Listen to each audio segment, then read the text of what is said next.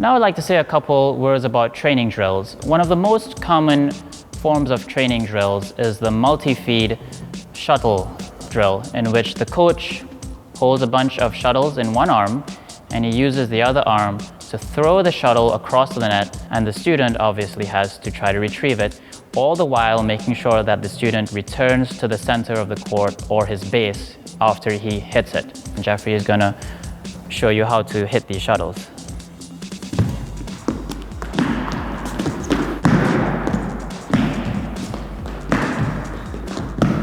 One important thing to note is that the coach can vary the speed at which he's throwing depending on the level of the student, and he can also vary the direction in which he throws the shuttle.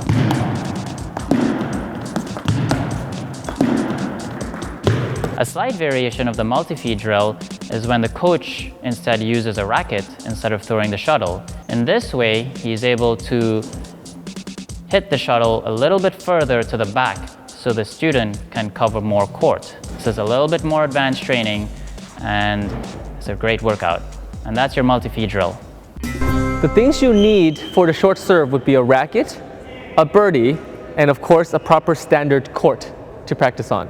Where you would stand to serve, you would stand closer towards the front baseline with your right leg forward. To do the backhand short serve, start by having your backhand grip, meaning the thumb is on the flat end of your racket. Start by positioning the racket's head face down in front of you, like so. Next, put the birdie in front and in the middle of the racket. Make sure that you hold it by one of the feathers of the bird, so you have good control and feel of the bird. Once you put it in the middle, the serve starts as soon as you go forward with your racket. Meaning you can do anything else before that, but as soon as it goes forward, it has to be in one smooth motion and it cannot stop. So from here, push forward gently with your fingers and over the net.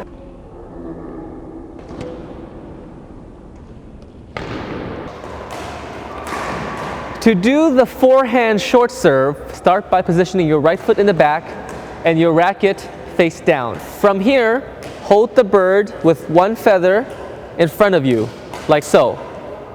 Make sure the cork is facing downwards. After that, you'll drop the birdie first, swing forward, and make sure the contact point is below your waist with the racket pushing forward, like so.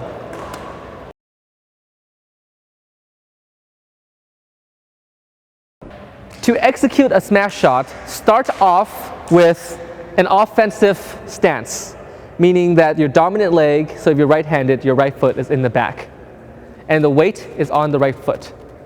Make sure your arms are high in proper positioning so that you have nice balance and your body is your chest is not facing your opponent, but slightly away from them with your head turned. As soon as you see the birdie in front of you, start by pushing off with your right leg forward and extending your arm over the bird. The key is it has to be over the bird. And make contact with the birdie at full power, snapping your wrists and throwing your shoulder forward as hard as you can, following through properly to the other side.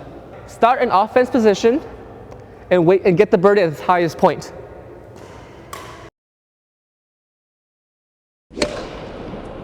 And that was the smash shot in badminton.